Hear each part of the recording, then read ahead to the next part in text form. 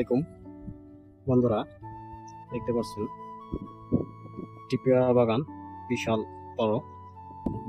তো পাশে এর সাথে আর ওদিকে সামনে গিয়ে আর অন্য বিভিন্ন ফলের গাছ আছে। পেয়ারা গাছগুলি বেশি। এই পাশে দেখতে পাচ্ছেন এই যে সোলার পাওয়ার প্ল্যান্ট। তো সোলার দিয়ে পানি সেচের ব্যবস্থা করেছে।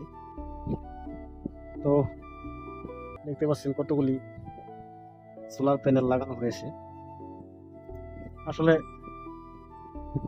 আধুনিক যুগ এখন এখন যেভাবে ভালো হয়, সাশ্রয়ীভাবে আপনার কৃষিকাজ করা যায় সেভাবেই করতে হবে।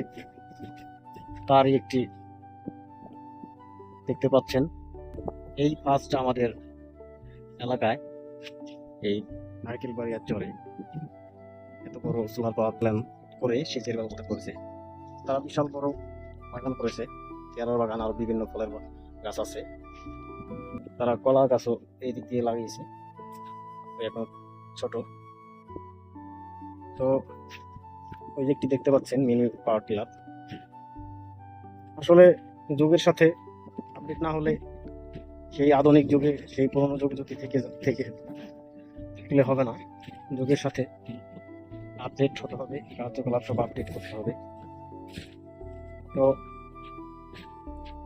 পাশেই আছে কলা বাগান, নতুন করছে, তারপর আবার পুরানো কলা বাগান আছে।